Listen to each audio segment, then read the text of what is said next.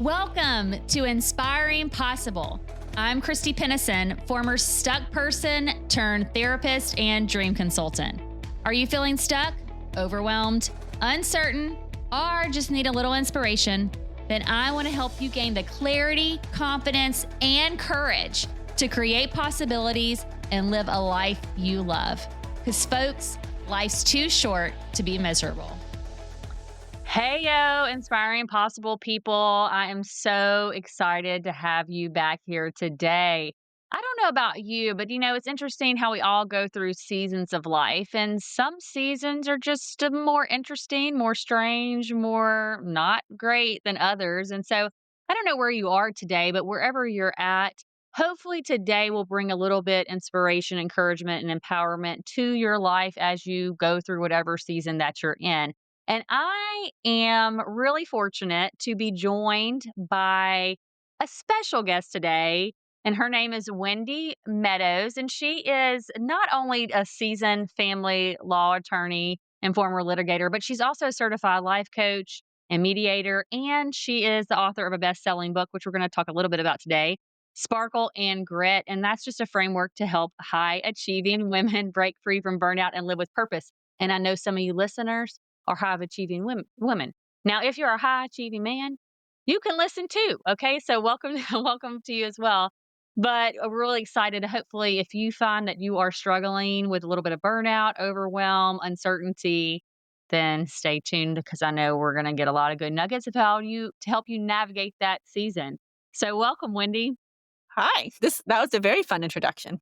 Well, let me tell you, okay, so how did you get, I guess, passionate about writing this book and really especially the burnout piece? Because I have a feeling there's probably a story there.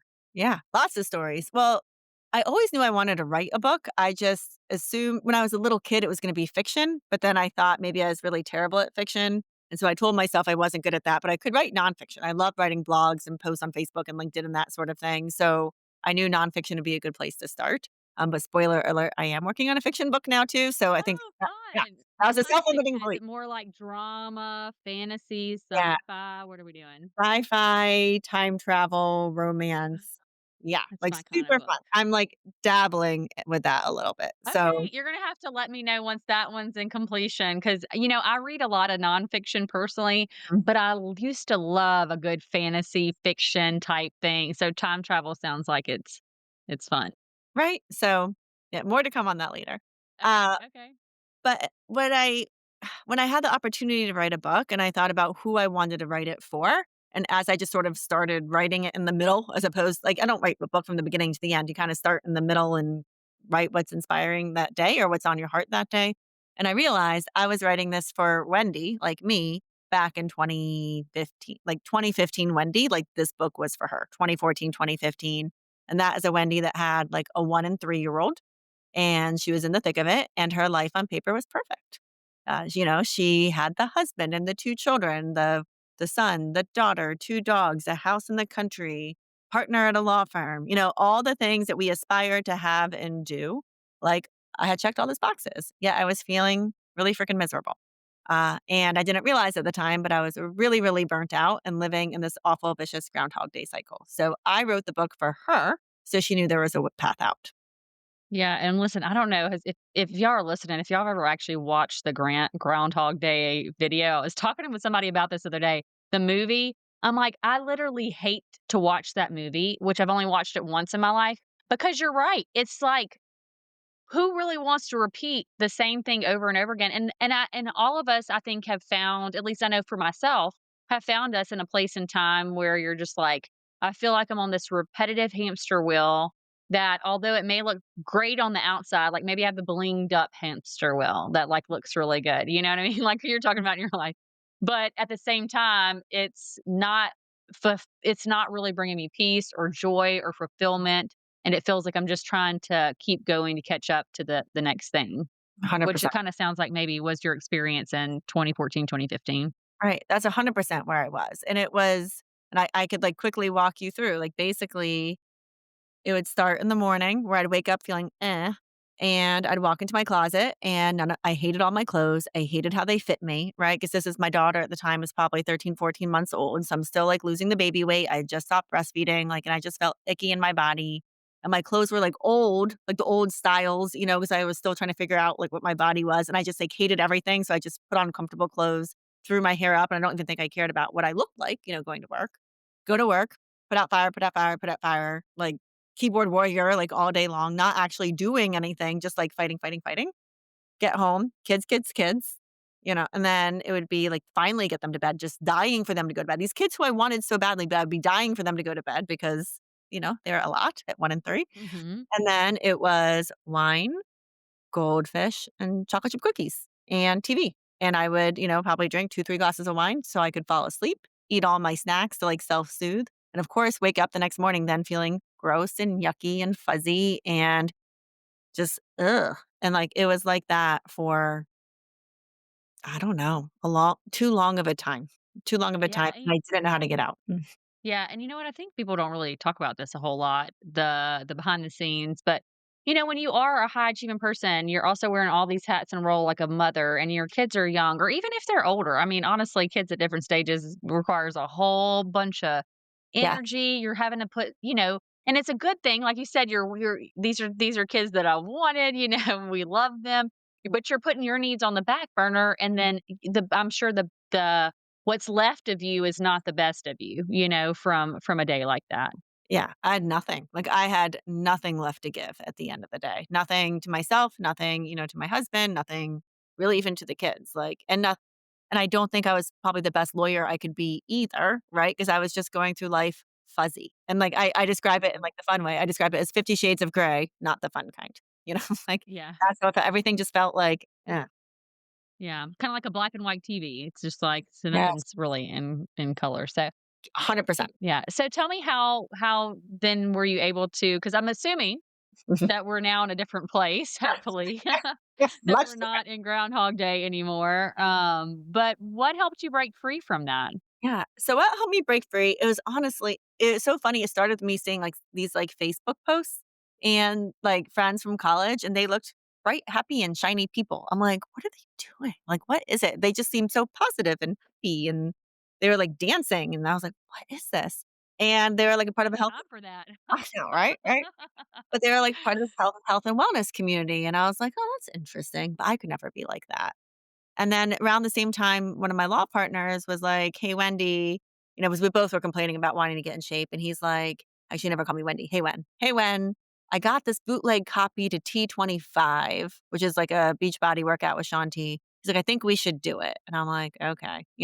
And as I was a big worker outer before, before kids and like Okay. high school, college, I'm like, okay. And then there was something about, and we did that program exactly as it was written. So 6 days a week, waking up, doing 25 minutes of working out every morning for like 12 weeks without fail. It was that, like, was the first thing that woke me up. And you'll hear me say in general, whenever I embark upon a physical activity and go all in, that means change is coming. That means I've got stuff to sort out in my head and body. It means I need to wake up because some part of my life is not aligned and something big is coming. Like if you see me like go all into like a program again, right? So that Yeah. woke me Like tomorrow, if you start training for like some kind of triathlon or up. marathon, then we know that it's probably coming. Yeah. We know Okay. something. So that was the door, right? That was like the gateway drug, I'll call it. The gateway drug was like working Mhm. out. And then by doing so, I fell in love with this health and wellness community and I started dabbling in health and wellness coaching myself because I loved so much what it did for me. I'm like, okay, well, how can I make a difference for others? And I say it happened accidentally, and it did. It wasn't something I was looking for. It kind of fell into my lap. Before I knew it, I had amassed this like group of women, this like following that I was helping by the wee hours of the morning in terms of inspiring them to work out and eat healthy and like encouraging them on their journey and cheering them on, etc. And it felt really, really good. And I started to see this like dichotomy of, the first 2 hours in the morning, every morning, I'm cheering on and building up women and making like setting goals with them and like seeing like I said, the, being a part of this bright, happy, shiny people life. And then that would contrast with going into work and literally yelling at opposing counsel. It was like my family law work was like, Mhm. custody, alimony, property. It Listen, was Well, and Wendy, a little bit of my background is I used to, I don't really do this work anymore as much, but my background is kind of more of a child and teen therapist. And so I was often on the sidelines. Actually, I started off as a child forensic interviewer too. So there's a whole component of that. Yep, you But, get you it. know, just and also just seeing family members. I mean, I always say, God bless the family law attorneys because there's just so many things that you have to help people navigate that I honestly, this is just a personal opinion that I don't know if the courts were ever really intended to help people muddle through some of the stuff that, that gets caught up into the court system. I agree with you wholeheartedly, and there are some really good judges out there, and some are just trying to do their best. The courtroom is not the place for family law disputes. It is not the Yeah. place for child custody at But a lot all. of people find themselves there at some point along their journey if they have whether it be a broken relationship and we're trying to figure out how to, or even things that happen within a family that then ends it into, having to sort through some really high emotion stuff. So I'm sure you learned. So, like you said, shiny, happy people over here. I'm trying to help people that are motivated. And then I go into my family law world, and then it's like people really, and I think people are, I don't know if you've experienced this, but I can imagine that people are also in a very desperate place when they are seeking counsel for those type of things, desperate or a very high emotions. This Yeah, is just my perception, but I but don't know if it's that's true. accurate. It's 100% accurate, and what I noticed so at first, it was just, like, harsh reality of the 2 different worlds, right? And it Hmm. was also the harsh reality of, for me, like, learning, "Oh, wow, there's other people in the world that don't practice family law, and they have jobs, and they do financially okay not being a family law attorney," and, like, "Oh, okay, there's a whole 'nother world." And what was hard was, like, the hard part, talking with opposing counsel and us fighting, fighting, fighting. I'm like, "Why are we fighting? Like, we Hmm. both probably want what's best for the kid. Like, let's bring this case to resolution." And so that You was find that middle ground that works for, yeah. yeah. And there's to this day, it's why I don't litigate anymore, and I'll talk more about that in a moment, 'cause I still represent kids. So, actually, you and I probably if we were in the same state, we probably would have conversations because 'cause you'd be the therapist, I'd be the best interest attorney, and together we're a team figuring out what's best, right? But where I was able to make a difference, and this was neat, like, I can see it with hindsight, is I started talking to my clients differently. Like, we joke that we're and maybe it's not a good joke, like, part therapists for our clients, right? Because 'Cause we're hearing, like, all of their A stuff and, lot of like, trying to stuff. I help. mean, you're hearing a lot of stuff. And like I Yeah. said, high emotions. And I mean, for anybody that's listening that may have found yourself in a family where you've had a family law attorney, I mean, it can be very highly emotional. There can be a lot of things that you're trying to make happen. And I do think that I would like to believe that most people come with they have a good intention. It doesn't always get, there's a lot of stuff. There's a lot of complexities, a lot of complexities. Yeah. I'd say 75% of people come with a good intention, but there are Mhm. 25 that don't. Percent. Um, No. and unfortunately Let's not sugarcoat this. uh, and unfortunately, they hire family law attorneys that also don't have good intentions. But, Yeah. because they're out there, And then unfortunately. that's where you have to be able to be in that kind of challenging all the time, trying to, Yeah, like you said, you're fighting every day on it was behalf of awesome. whoever you're representing to try to get. Mm. So I guess like you said, your role has changed now. Yeah, so But it's it's got to be me. hard. It's got to be hard for somebody who's just trying to do their job to represent their client. And it probably seems like an uphill battle that, is hard to get to a resolution with. Yeah, but what I know it's interesting how, like, like, how we're sort of taught as young lawyers sorry, people are very loud outside. How they're taught as young lawyers is sort of to yell at your clients too, and that's acceptable, and that's funny that we yell at our clients too, and we beat them into submission. Like, that's how we're taught, and, like, that's the shop talk. Like, just to be clear, that is the shop talk, at least it was 10 years ago. Like, and Mhm. we as a young lawyer and before you really even know what you're doing, like, you're just like a kid and you're just like learning from your elders and learning from the people you respect and you think it's normal until you kind of take a step out of the world and be like, that's not normal. That's not how we should be treating people. And then what I Mhm. realized with like the coaching language I was learning in the mornings, I started coaching, I started talking to my clients in that same way. So I started talking to them. I was always like goal setting, but I was goal setting in more of a coaching way and more of an inspirational way and not just like, we are in court and here are the confines of the law. It was like looking at the bigger overall like picture and, motivating, accountability, etc. And I started getting better results for my clients. My clients liked me more. I was getting better reviews. And I was thinking, oh, there's a different way to go about this that feels way better in Mhm. my bones.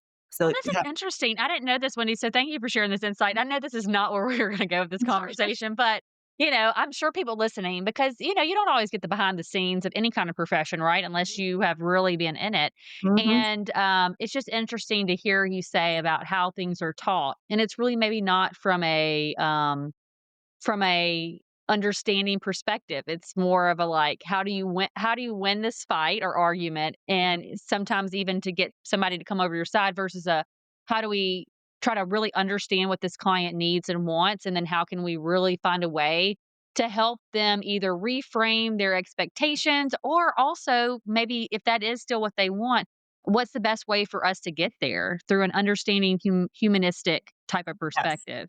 Yeah. Exactly. And again, the other like, the aha moment, I remember I had this case and my client, she had some sh I think she had some mental health issues, right, to be Yeah. fair.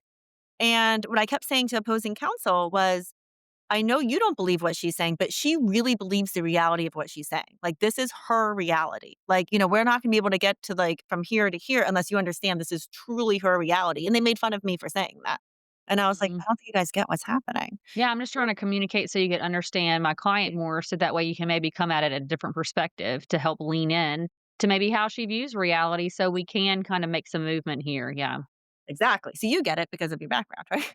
So yeah, so the practice has shifted now completely. Like, I went solo 7 years ago. I just celebrated my 7-year anniversary, and I don't litigate anymore. Thank you. I don't unless I represent the child. I'll still go to court if I represent the kid. It's the best some states call it a GAL, like a guardian ad litem. In Maryland, it's a best interest attorney. And my practice is now primarily mediation, where I get to do exactly what you and I were just talking about, like understanding the why behind positions, understanding the values, understanding like seeing like possibilities for settlement that maybe other people don't see, and getting the parents or the spouses, et cetera, from A to Guardians, whoever. B, Yeah. right? Yeah. How much more effective do you find that to be? I mean, I know that your job still has to be challenging doing mediation because it really depends on how open somebody's coming into that conversation and how maybe, wherever their belief systems are, their Yeah. perception at the time, their expectations. But how have you seen that shift from you moving into that kind of area versus the litigation piece? I'd say I think it's extremely effective, especially if people are motivated. And sometimes even if they're not motivated, because people are like what money and time motivated and maybe emotionally motivated. Mhm. I say I have a pretty good track record. I think I settle 85 to 90% of my cases, which say is pretty good percentage. And in terms of effectiveness, I'm like, assuming that was probably better than in the past, maybe. yeah, yeah, yeah, I would think so. But then, Yeah. like, there are like, think of it this way, and this is what other people don't realize too, or the general public. When you pretend your case goes to trial and you have a 3-day trial, that's going to cost the average person paying like an average lawyer 30, 40, $50,000. For the more complicated cases, $100,000 without even, like, thinking about it because those cases drag on, right, as well. One of my best friends, her case cost $1,000,000. So, in terms of effectiveness, in terms of money, if I can settle a case in, like, 2 sessions and draft the agreement, and that typically will cost way less than $10,000, right? Maybe 7,500 or under. And that's them paying 1 person, not 2 people. Already they're saving, like, literally tens of thousands of dollars doing mediation. And then the time component, right? Okay, they maybe hang out with me for 2 two-hour sessions, so 4 hours total, as opposed to all those calls and emails and frustrations with their attorney or going to court, et cetera, and days in court where they have to put all their dirty laundry on the stand. I think mediation is the best way to settle a family law case for sure. Yeah, that's amazing. Well, and look, I mean, you're teaching me some stuff as we go along, Mhm. because I'm now getting curious. I'm like, who are mediators around here? But the truth is, I mean, and I would say there, and I know this is not, again, there, we're going to talk a little bit about more about how you got from the burnout piece, but it does sound like that part of this burnout recovery was not only the movement, but it was finding something that was more aligned with you Yep. and that you felt more, I guess found more meaning at and felt more peaceful about. Like I'm no longer having to get up every day and fight, which I think there are some people and personalities who they could do it every day and it not be, as affecting them as it would other people. I think there's some very assertive people out there. And I'm not saying that you're not assertive, but like people that like just love to fight. They're like, ooh, I love getting up in there and I love Mhm. this. But Mhm. I think for somebody who always feels like they can never get the resolution that you are trying to fight for, I have a feeling that could be discouraging over time and lead to kind of a burnout place. And so it sounds like you then started to investigate that more, went out on your own, and then said, "How can I do this more sustainably for me? That still helps me use my skills, knowledge, background, experience as a family law litigator, and then now use those in a more kind of supportive way to try to find the middle ground for people to help them avoid all of this stuff that does come with sometimes getting involved in the court system in a different type of way where there might be litigation happening and all that stuff. So 100%. yeah. Well, what other things helped you kind of get from burnout to like more peace and life and more of the shiny happy people that we're talking So, about today? yeah. I think one, it was the physical activity one, and then it was, like, looking around and, like, just being aware that, "Oh, wow, there's life outside of this. If other people have figured it out, I can too." So I just think, like, that element of possibility. And then the third part, I started diving into personal development, self-help books, which I swore I would never do, but then I started with, The 5-Second Rule by Mel Robbins and Girl Okay. Wash Your Face by Rachel Hollis, and just listening to, like, the trainers on the TV, right? And the more they talked, the more I listened. I'm like, "I'm living a lie. That doesn't feel good." And I think it was the Rachel Hollis line about no one's ever gonna dream your dream as much as you will. No one ever is gonna get it as much as you. If you want something, you have to go for it. And, like, that line, like, stuck with me and it, like, lodged in my heart, like, so tightly and so deep.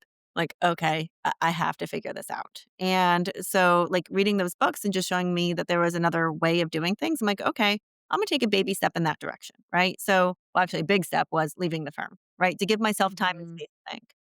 And then it was really just, like, following the breadcrumbs like Hansel and Gretel saying, "Okay, does this feel good? Do I like this? Does this make me happy? Sure." Like, and that was, like, hiring my first life coach, deciding I wanted to become a coach too, putting myself out there, building the website, like, telling everybody, and, like, just taking baby step after baby step of what I knew felt aligned in my body and seeing nothing bad happened. It's like that helped also, like, again, like, becoming aligned with the work I was actually doing and saying no to litigation, which I did that, like, 3 or 4 years ago. I'm like, "Okay, we're done," which was really, really scary because I knew the immediate effect would be less money in my pocket, right? It'd be Yeah. less money for me, less money I for mean, my it's a real family. thing. I mean, less Yeah. financial resources. Mhm. Absolutely. And I knew, like, the other dial would eventually dial up, but I knew there was gonna be this year of ouchiness, and there was, and it was living through it, but Mm. also, I wasn't afraid to open my emails, right? Like, I wasn't afraid of, like, what zinger was gonna be in there, like, what bomb, you know? I'm sure you felt the same way Yeah. when you were in Yeah, yeah, me this too. kind Listen, I think what you're talking about something there was something I really appreciated that you said a little bit earlier as we were getting into our conversation is that, when we sometimes elect a certain career path, right? And you're on that career path, it is interesting, or even where you live, quite frankly, like you get used to everything that is around you. And I don't think it's a bad thing. It's just the fact that this is an environment that we are in, and if you sometimes I think we accept environment and sometimes not healthy, toxic environments as the norm. And we Yes. don't always realize that there's other ways of living or doing things. And, what I hear you saying right now is that you kind of really started to get to this kind of place that I've been at before too. It's not a fun place. You feel like the life is being sucked out of you. You don't find the happiness or joy that or the excitement that you used to maybe find in your career. And then it bleeds over to all other areas of your life, parenting, relationships, friendships. You start neglecting your health. I mean, it's just a spiraling situation. Mhm. And I think what you said was like you just took a very small step initially. First, you changed your body and your movement. So you started moving, which I Mhm. think was it sounds a big factor. Okay. But then Mhm. you started looking outside of what was possible that had you been taught, right? Mhm. And I don't know about Yeah. you, but even as a therapist, my career path, there was this vision that was painted for me in graduate school of what this path could look like, Mhm. what's the reality of this field, and some honestly not great, some great things that I learned, but there was some perception about what to expect in a Yeah. role. Hmm. from higher education. And, I very value my higher education, feel very fortunate to have it and learned a lot. But I think the limitation was that there was only this one realm of possibility of how this could look like. So it almost sounds like for you that as you went along and followed the breadcrumbs, you actually opened up a whole nother door that I'm assuming you probably didn't even think about when you went into graduate school or, got done, with your law Right. degree. Right. Yeah. Like they always say with a law degree, oh, you can do anything, but no one really knows like what that means, you know? But Mm. exactly, and it was having to deal with a lot of eye rolls, like figurative and literal. Like, I know people were talking behind my back when I started, like, dabbling in this health and wellness thing. I know people were talking behind my back when I started saying, "Okay, I'm not gonna litigate anymore. I'm gonna do my practice differently. I'm gonna do collaborative. I'm gonna do more mediation," and or at least I assumed people. Some people Okay. were. I know through the grapevine, some people were. Yeah, Others you know that there was those people, and you gotta learn. And I don't know if you met read the new book. I haven't read it yet, but I do have it sitting on my thing by Mel Robbins, the Let Them elect them. one. Yeah, yeah. Have you read it yet? I listened to it. It's good. Okay, it's good. Okay, I haven't got into it really yet, but that whole premise is, okay, they want to eye roll, go ahead, let them. That's their that's their life. And And I think sometimes people eye roll because there is something. I'm not saying always they just completely disagree because I do think that they get to live their life, we get to live our life. But I heard one time and I was like, you know what? That actually makes sense. People that are typically eye rolling or booing you or naying you from the sideline, there's normally a sense, probably not always, but could be a sense of jealousy that you have taken the risk to try to figure this out. And again, I don't want to say that that's all the time, but I think when you're doing things, I read that it was somebody's post that they're like, when I saw this other person doing something, at first I kind of maybe gave an eye roll, but mhm, it was something in me that I started to realize that if I'm starting to feel that way about somebody else's life, then it might be an indication that there's something in my own life that I mhm. don't feel 100% settled about. So there's something that I'm seeing in that other person that maybe I want, or there's something that may be different. And guys, we also know social media is, half a highlight reel. And as a therapist, and I'm sure you can say as a Coach. family law attorney, that what is on the outside and it's not always what the inside, okay? That's Remember, that's I'm always the my holder of all the like, secrets. I say this we're all the all human and we all have stuff in our closet. That's oh all I'm god, gonna say. and I would say, like, I like you, I get to be this really cool position where I'm the holder I'm the keeper of all the secrets, so I That's know what secret keepers. oh my gosh, like, I know what's really happening besides or behind families who look like they have it all together, how much debt they're actually in, see it all the time, or the people who, like, really seem like they maybe don't have a lot, they have all the freaking money because 'cause they're just, like, stocking it away. Or it's, like, people who are really high achieving, and this is who I help the most, like, high achieving women, and they look amazing on the outside, but there is something falling on the inside, right? Yeah. So, yeah, definitely it's a highlight reel. But, Well, yeah, but so I don't know with what the mhm. well, I was gonna say with those high achieving women, what are the first things that you really help them kinda dismantle? 'Cause and guys, I know we're saying a lot of things here, but I Sure. do wanna give the disclaimer here too. Like it is human. It's human. We've been there before. And it doesn't mean that we can't get there again through rough spat patches or having things look really glamorous on the outside and really struggling inside. I think that that's just being human. Yep. But I am curious for women that you work with, what are some of the steps that you kinda help them work through to also just be aware of how they're feeling and how they might could feel differently? Right. So when I work with them, like one of the first things I do too is like I want the life story. Like my first session with a client, I want her or his entire life story as much as they will tell me because that helps me establish patterns, see like what's going on and see like what keeps like looping back around and around. And sort of like we've talked about already, like I encourage them to look at the world a little bit differently. Or I ask the questions that they have lurking in their head that they never actually say out loud and they never actually make the time to answer.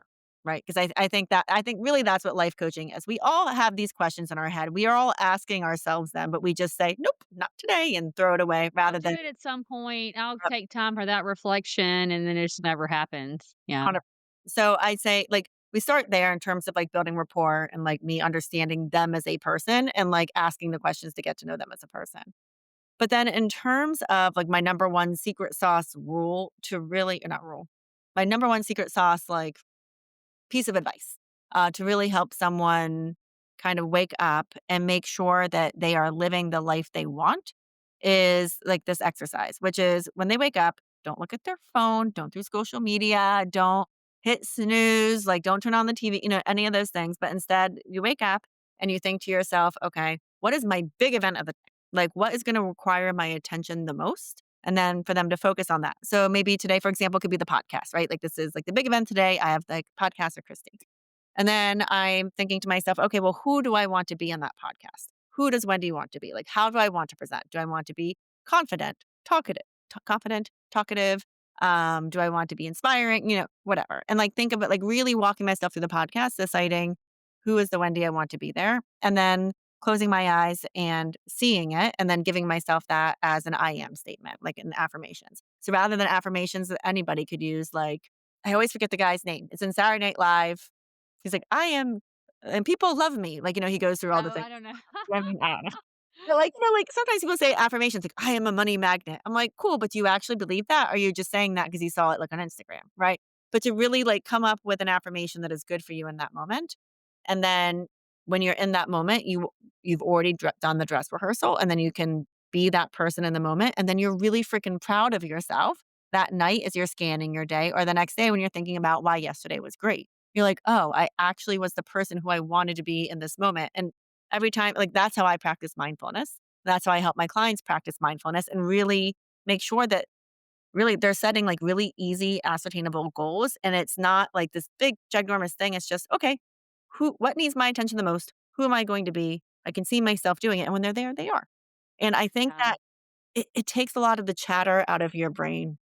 Well, especially when you're one of those people, and I'm not going to say that I haven't done this many times, where you have a list of things to do that's like, Mhm. 5 pages, and you expect yourself to get through that all in one day. And it's like, it doesn't give you permission to be mindful, in number one. And number two, at the end of the day, you're going to feel like I didn't get nothing accomplished. But the truth is, you probably got a good bit accomplished. It just wasn't everything. So now you're redirecting that toward yourself, and it sounds like Right. what you're saying is that just picking a few things or how you wanna show up more than necessarily what you're doing, and just making Mhm. sure to really focus on showing up in the way that you would wanna show up for those meetings, things that you're Mhm. doing, Yeah. events.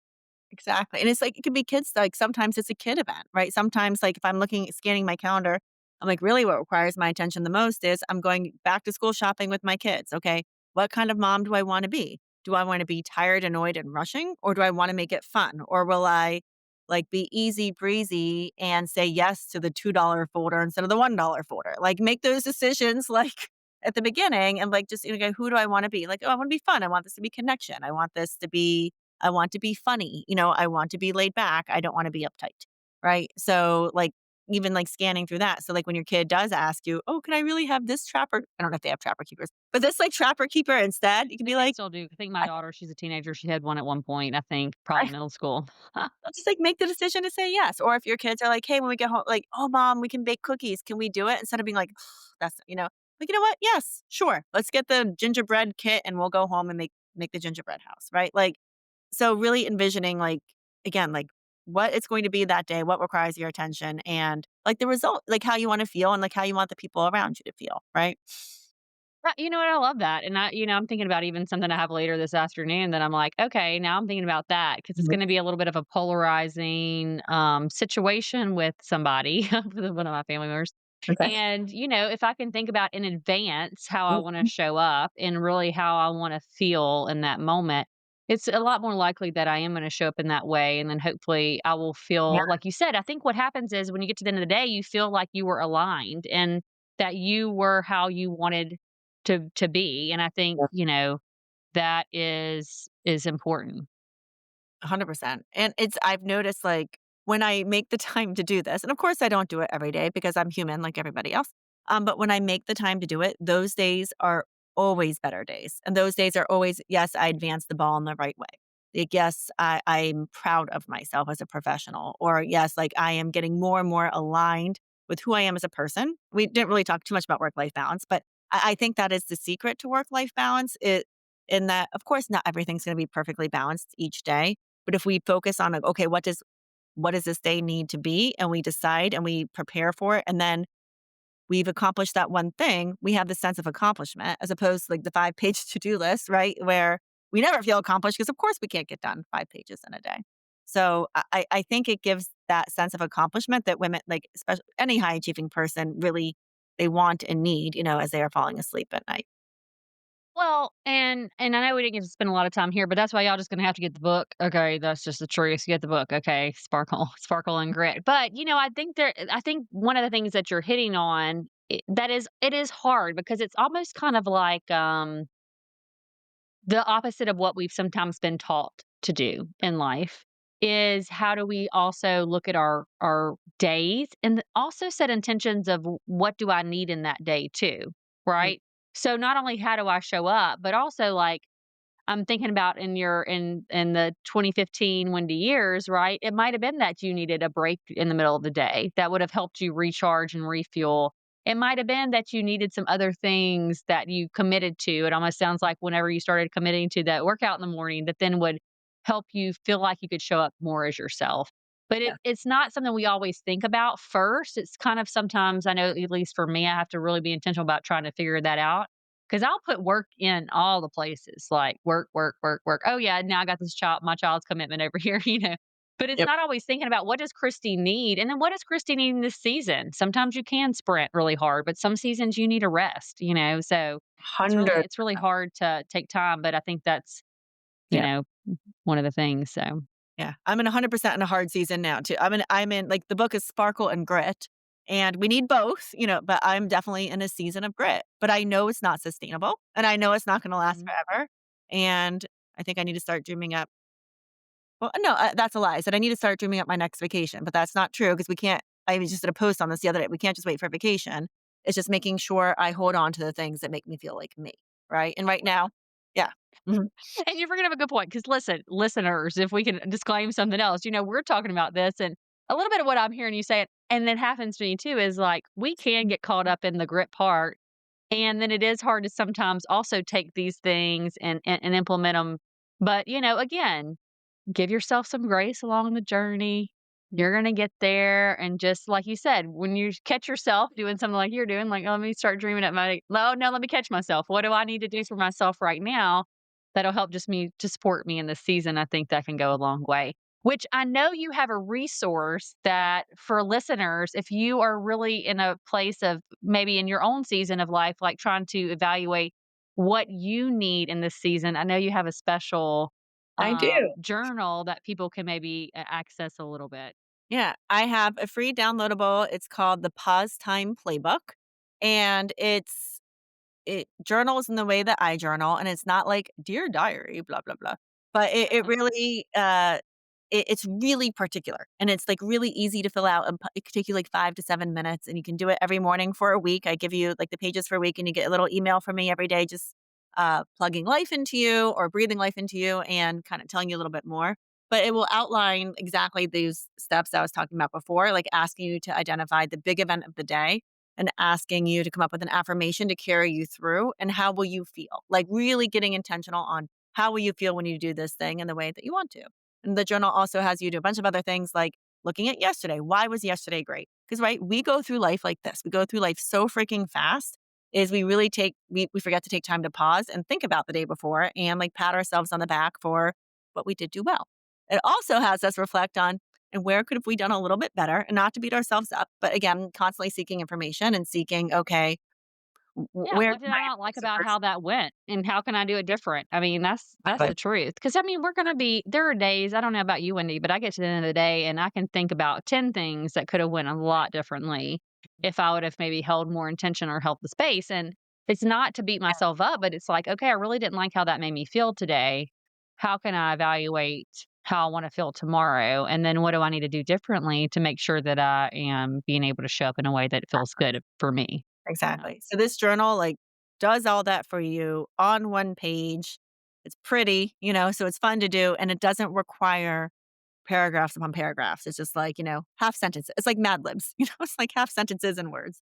And that, well, I'll give you the link there, but it's sparkleandgrit.com, I think /playbook. And then there's a free downloadable there. And I'll make sure that you have the link as well. But it's a really valuable, I think, resource. It's a really valuable 1 week endeavor. And hopefully it will change the way you just approach life in general. Yeah. Well, guys, go get that download. We'll make sure and link it up in the show notes. But also go check out Sparkle and Grit. And I'm sure that's probably at most bookstores or It's on people will find. Amazon. It's on all the online places, like, anywhere, but Amazon's probably the easiest place to get it and get it quickly. It's on Kindle on there as well. It's not Audible yet. I really wanna record it in my voice. I don't wanna do the AI voice recording Yeah. it. So, Okay. that's an Stay endeavor tuned as well. for the Stay real life Audible by tuned. Wendy S. Meadows. There you go. Well, Wendy, I just want to thank you so much for coming on today. And, there is a question I tend to ask my guest stores as we're wrapping up. If you were to go back to 2015 Wendy and give her one piece of encouragement or advice, what is that thing that you would give her? Ah, at this point in time, Hmm. Not that she would listen, there'd be 2 but pieces. I would whisper to her well, I'd give her a piece of advice and give her motivation. The motivation Mhm. would be life is gonna be so much better than you even dreamt it to be, 'cause that is true. But I would also tell her, um, maybe you should try some marriage counseling. This would be a good Mhm. idea. My we did not talk about this yet, but my husband and I are separating next month, and the kids know, and we started talking about it, everything else, and it's amicable. It's really good. Like, we are really good friends. We're still hosting a party together for Labor Day weekend, so all of our friends and family know we are still aligned. We are still here for the kids. Yeah, that's We're just awesome. not romantic anymore. Go get yourself some marriage. Yeah. I mean, and it's true. Try We harder. just get so busy in life and you just Yeah. sometimes you just don't always know what you need. And I guess that's where this reflection, even journal knock that, Mm. it just allows you time to pause and reflect on that, I think is what I'm hearing. So you Mhm. should give her a little bit of motivation. Hey girl, keep going. Gosh, It's gonna get life is better. it's gonna be amazing and really hard, and, like, Yeah. you could find Yeah, maybe let's not some years. sugarcoat that part. The truth is, guys, to get to your dreams, it takes work, but it can be incredible. And a lot more than what you can imagine is possible. Like, I never thought this would be my career as it is right now. Like, I'm a mediator and I'm a coach and I'm an author and a speaker. Like, I never would Yeah. have done That that. wasn't on So, the life plan. no. It was my hope. It was my deep secret hopes, that I never thought would come Mhm. true until I started doing the work and it became Yeah. possible. Mhm. Well, Wendy, I just want to acknowledge you for like you said, you started at some point doing the work, and then you also started asking questions, what's possible. And Mm. although it sounds like it's been, with some ups and downs, you really sounds like has found a way to live an aligned life for you, and then also support others in doing the same. And I think if one thing, anything for women and men, but is to escape this hamster wheel, it's kind of it doesn't mean that you can't get back on it, and sometimes you gotta step back on and off because you can easily find yourself just going around again. But it is how do we step off enough to maybe figure out which wheel you actually wanna be on, And so if you are listening today, there's a lot of things I'm taking from Wendy, and this has been a fun conversation for me just to kind of hear a little bit of your story and background, but guys, you may have checked all the boxes, but it doesn't mean that if it's not the life that you're feeling good in, it doesn't have to be the life you stay in. And so just remember that there is possibilities for you. There's purpose for you. And, the whatever you dream, it is possible. May take a little work, some mindset shifts, some work on yourself, but you can live a life that is sparkly and maybe sometimes gritty. So until next time.